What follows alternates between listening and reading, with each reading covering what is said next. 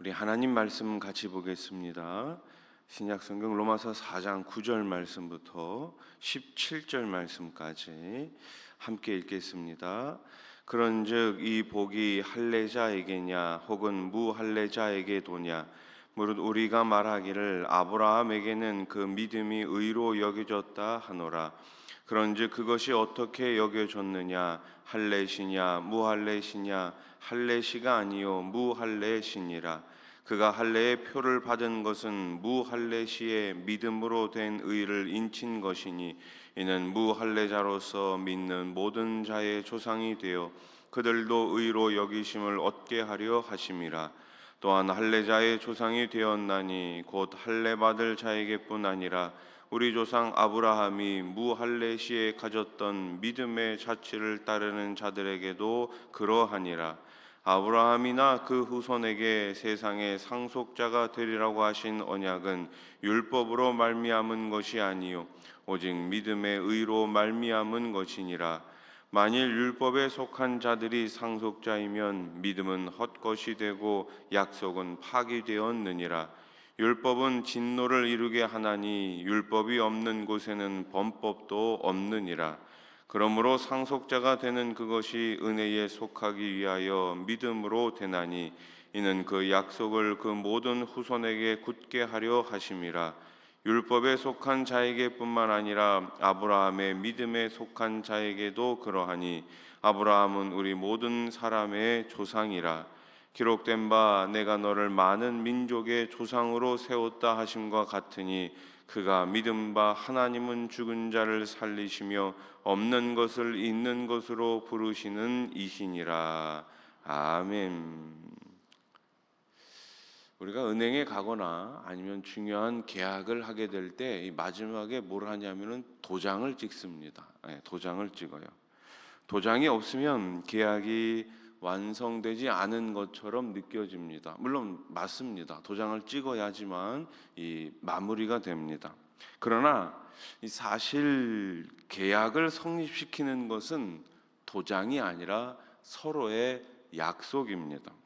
도장은 단지 그 약속을 확인해 주는 표시일 뿐이죠. 바울은 아브라함의 할례를 이 도장에 비유합니다.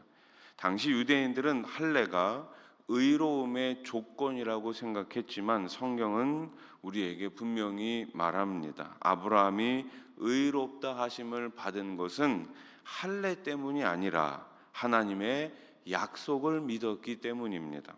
그래서 그는 단순히 유대인의 조상이 아니라 모든 믿는 자의 믿음의 조상이라고 불리게 된 것이죠.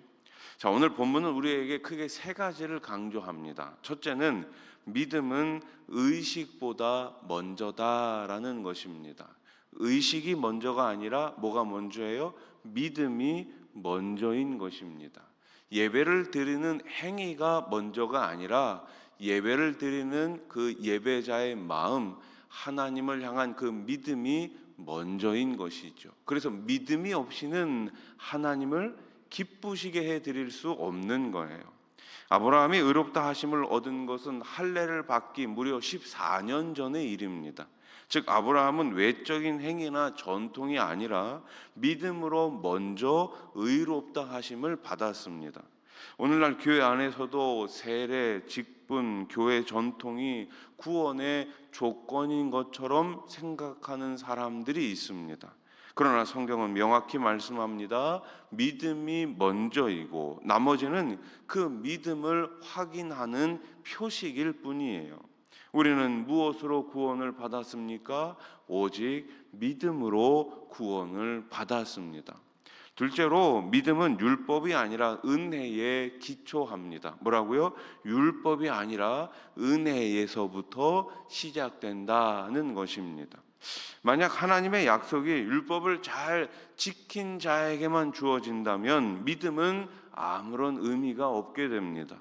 율법은 우리의 구원의 조건이 아니라 뭐예요? 죄를 드러내는 거울입니다. 우리가 이제 집에 있다가 바깥으로 나가게 되면 이 거울을 보게 되잖아요. 그래서 이제 현관문 근처에 이 거울이 있는 집들이 많이 있습니다. 나가기 전에 보라고요. 그럼 거울을 보면서 뭘 봐요? 얼굴을 봅니다. 내가 입은 옷을 봅니다.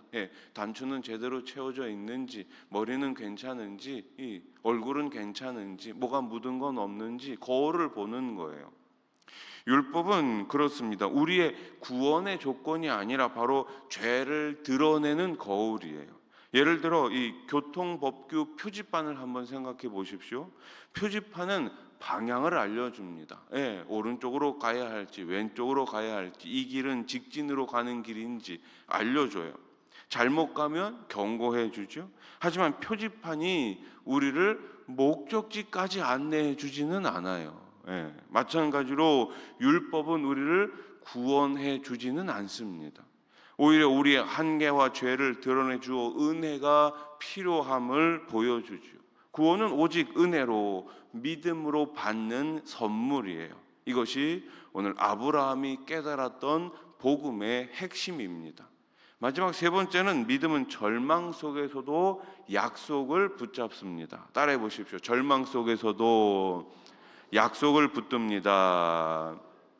모든 사람은 다 절망 가운데 빠집니다. 크고 작은 실패 때문에 내가 원하지 않든 원하든 여러 가지 일들이 우리를 절망 가운데로 이끕니다. 그러나 그 절망 속에서도 믿음은 우리를 다시 일어서게 하는 것이죠.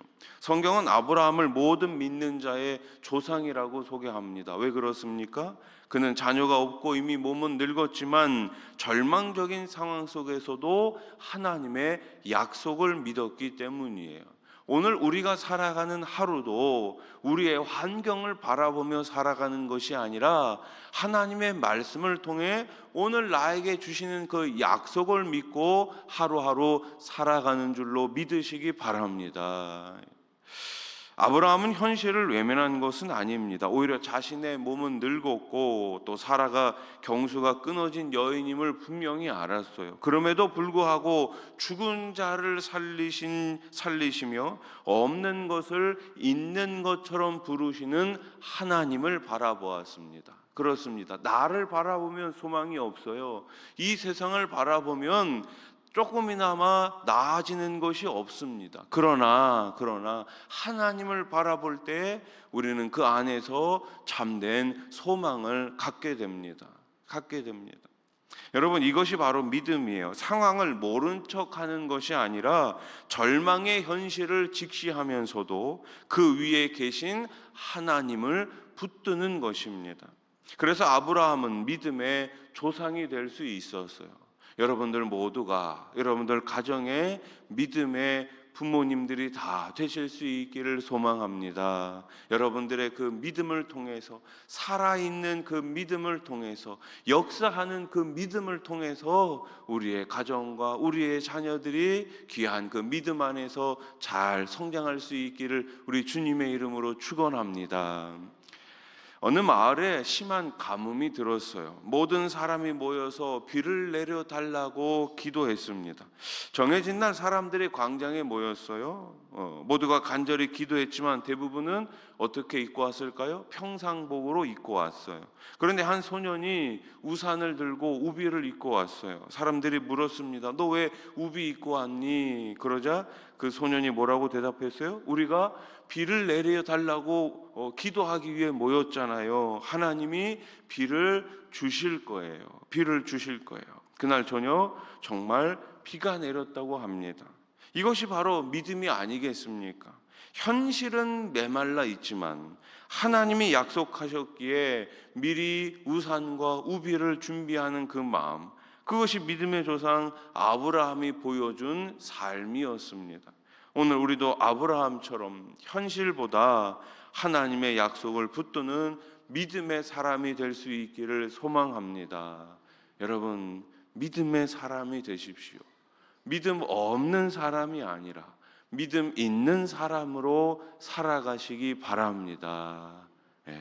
그 믿음으로 오늘 하루를 시작하시고 하나님의 은혜를 경험하시는 복된 하루가 되시기를 우리 주님의 이름으로 축원합니다. 기도드리겠습니다.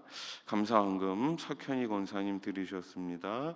좋으신 하나님 아버지 감사합니다. 믿음의 조상 아브라함, 그가 하나님을 믿음으로 의롭게 되었습니다. 하나님 아버지, 우리도 주님께서 주신 이 귀한 믿음을 통해 매일매일 구원의 감격 가운데 살아가는 거룩한 주의 자녀들 되게 해 주시옵소서. 현실은 어렵습니다. 내 앞에 놓여져 있는 문제들은 너무나도 어렵습니다. 그러나 이 모든 현실과 이 모든 문제 너머에 계신 주님을 오늘도 바라보며 계속해서 믿음으로 전진하는 주의 자녀들 되게 해 주시옵소서. 두 손 들어 기도할 때에 하늘문 활짝 여시고 응답하시고 가장 좋은 것으로 오늘도 풍성히 채워 주시옵소서. 주님 앞에 귀한 감사의 예물을 드리는 손길이 있습니다. 매일매일 감사할 제목이 넘치게 하시고